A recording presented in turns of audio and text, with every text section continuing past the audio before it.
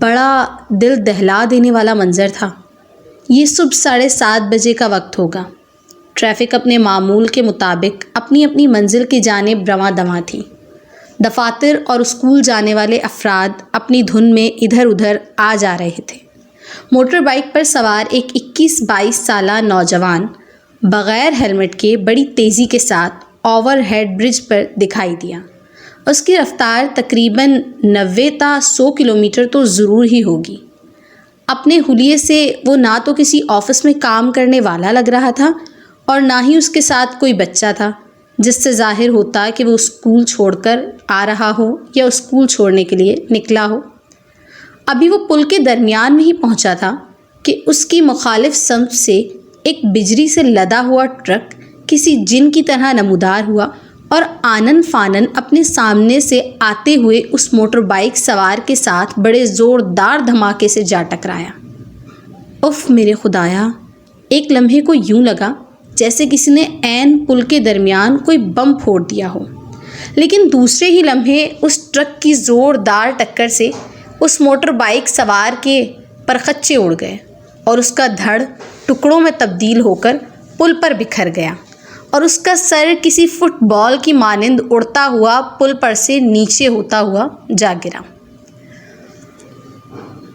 اس اندو ہناک اور لرزا دینے والے حادثے نے وہاں موجود تمام افراد پر ایک سکتہ طاری کر دیا تھا۔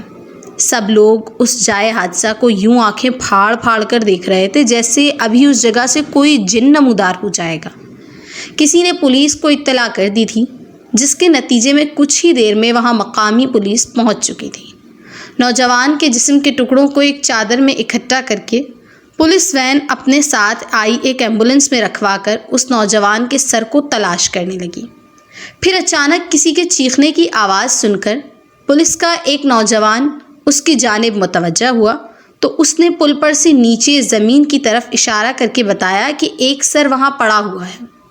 اس کا اشارہ پاتے ہی فوراً پولیس کے 2 نوجوان بھاگتے ہوئے پل کے نیچے پہنچ چکے تھے اور کچھ ہی دیر میں اس کا سر اپنے ہاتھوں میں پکڑے دوبارہ پل پر پہنچ گئے۔ سر کو ایک پولیس والے نے بالوں کی مدد سے ہاتھ میں پکڑ کر لٹکا رکھا تھا۔ اسے اس طرح پل پر پہنچتے دیکھ کر وہاں پر موجود بہت سے لوگوں پر تو بے ہوشی طاری ہو گئی تھی۔ غالباً وہ کمزور دل کے حضرات تھے۔ ویسے بھی کسی کٹے ہوئے انسانی سر کو اپنے سامنے دیکھ کر بھلا کسے ہوش رہتا ہے؟ اس لیے ایسے افراد کا بے ہوش ہونا کوئی عجیب یا اچنبھے والی بات نہیں تھی۔ اس پولیس والے نے اس سر کو دوبارہ واپس آنے والی ایمبولینس میں رکھوایا اور اسے پولیس ہیڈ کوارٹر کے اسپتال میں پہنچانے کا کہہ کر وہاں جائے حادثہ پر موجود افراد سے اس حادثے کے متعلق کچھ معلومات اکٹھی کرنی شروع کر دی۔ عینی شاہدین کے مطابق موٹر بائک والا نوجوان بہت زیادہ اسپیڈ سے پل پر چڑھ رہا تھا اور پھر اچانک اپنے سامنے نمودار ہونے والے اس ٹرک کو دیکھ کر اسپیڈ پر قابو نہ پا سکا، اس لیے اس بجری والے ٹرک سے جا ٹکرایا تھا۔ پھر کچھ ہی دیر تک وہیں رک کر پولیس نے کچھ تصاویر لیں اور واپس لوٹ گئی۔ یہ رات کے تقریباً 9:30 بجے کا وقت تھا جب سفید کوٹ پہنچے ایک ادھیڑ عمر کا شخص میز پر موجود اس نوجوان کے کٹے ہوئے سر پر جھکا ہوا ایک عدسی آئینہ سے بغور معائنہ کرنے کے ساتھ ساتھ اپنے سامنے رکھی ایک ڈائری میں کچھ لکھتا بھی جا رہا تھا۔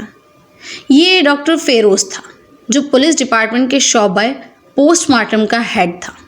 اکثر حادثات کے نتیجے میں ملنے والی لاشوں کا پوسٹ مارٹم وہ خود کرتا تھا۔ فطرتاً وہ کچھ فہمی قسم کا بندہ تھا۔ اسے اس وقت تک سکون نہیں ملتا تھا جب تک وہ اپنا کام خود اپنے ہاتھوں سے نہیں کر لیتا تھا۔ شاید اسی فطرت کی وجہ سے وہ اپنی تحقیق میں 99% کامیاب ہو جاتا تھا۔ اس کا تجربہ اسے کئی بار ہو چکا تھا کہ اس نے کوئی کام اپنے کسی اور بندے کو سونپا ہو اور اسے 100% رزلٹ ملے ہوں۔ خیر، اس کے اکثر سینئر ساتھی اسے خپتی ڈاکٹر کے نام سے بھی پکارتے تھے، لیکن وہ ان کی باتوں کا برا منانے کے بجائے ہلکی سی مسکراہٹ کے ساتھ رپلائی کر دیتا تھا۔ ظاہر ہے کوئی کسی کی زبان تو نہیں پکڑ سکتا تھا۔ سچ کہا جائے تو اس کی اس وہمی طبیعت کی وجہ سے اس کے بیوی اور بچے بھی بہت تنگ تھے، لیکن اس کے غصے کے آگے سب خاموش ہو جایا کرتے تھے۔ مسلسل کام کرنے سے اسے کچھ تھکاوٹ کا احساس ہوا تو اس نے اس نوجوان کا کٹا ہوا سر وہیں چھوڑا اور خود کافی بنانے اپنے کیبن کی جانب بڑھنے لگا۔ اس وقت اسے کافی کی شدید طلب محسوس ہو رہی تھی۔ شاید تھکن بھی بہت تھی، اس لیے اس نے اپنے کیبن میں کافی کے سامان کے ساتھ ساتھ ایک اسٹو کا بھی بندوبست کر رکھا تھا۔